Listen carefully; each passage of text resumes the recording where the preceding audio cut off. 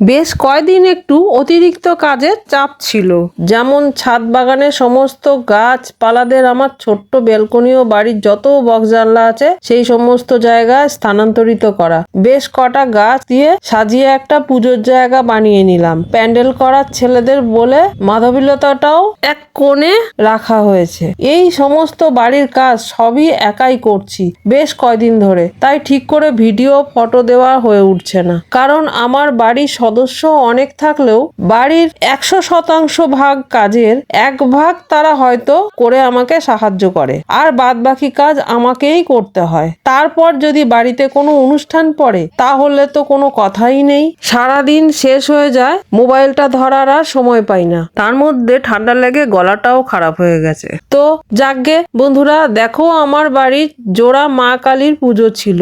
ঠাকুর বানানোর কারিগর নিজের হাতে ঠাকুর বানিয়ে পুজোর জায়গায় বসিয়ে দিতে সহযোগিতা করলো আমারই পাশের বাড়ি সাদা জামা পরিহিত ছেলেটিকে নিয়ে। কারিগর ছেলেটির হাতের কাজ সত্যি এত প্রশংসনীয়। এই ছেলেটির কাছ থেকে আমি এত সুন্দর জোড়া মায়ের মূর্তি পেলাম, আমি খুব আনন্দিত এর জন্য।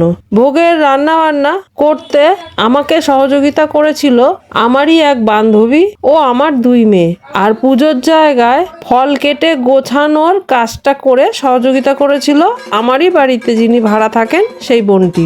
জোড়া মায়ের পুজোর দিনটা সবার সহযোগিতায় মায়ের পুজো চললো। আমার কন্যাদয়ের নামে মানসিক পুজোটা ছিল। পুজোর দিনে আমার সাজ ছিল অতি সাধারণ, তবে যাই বলো এই জোড়া মায়ের মোহময়ী রূপ থেকে চোখ ফেরানোই যাচ্ছিল না। তোমাদের আমার বাড়ির জোড়া মায়ের মূর্তি কেমন লাগলো কমেন্টে অবশ্যই জানিও।